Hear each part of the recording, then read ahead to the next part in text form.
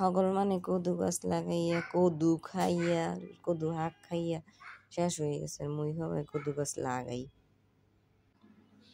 আসসালামু আলাইকুম, আপনারা সবাই কেমন আছেন? আলহামদুলিল্লাহ, আল্লাহর রহমতে আমি তো ভালোই আছি। তো আজকে বেন্যাকালে ঘুম দিয়ে উঠেই ছাদে আইছি। আজকে 2টা কদু গাছ লাগামো। কদু গাছ লাগানোর আগে একটু ওই যে গাছ লাগাইছি, ছাদে গেলেই আগে একটু গাছগুলো দেখি কোনটার কি অবস্থা, দেখে এরপর গাছ 2টা লাগামো।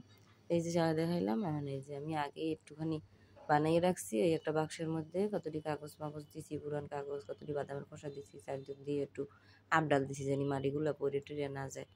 এখন এই যে মাটি মুটি বানিয়ে রাখছি। এখন এই যে পুরান পুঁই শাকের ডাট মাট উগয়ে রয়েছে, এগুলো ওই উপরে দিয়া দিমু, দিয়া এরপরে একটুখানি মাটি দিমু, মাটি দিয়া এরপরে কতটি পচা সবজির খোসা মশা দিমু।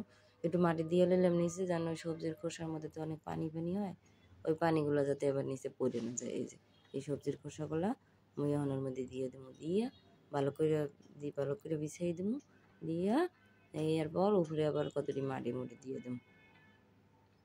ভালো করে সবজির খোসাগুলো একটু বিছিয়ে দিই। এরপরে এই যে মাটিগুলো উপরে দিমু, মাটিগুলো একটু দিয়ে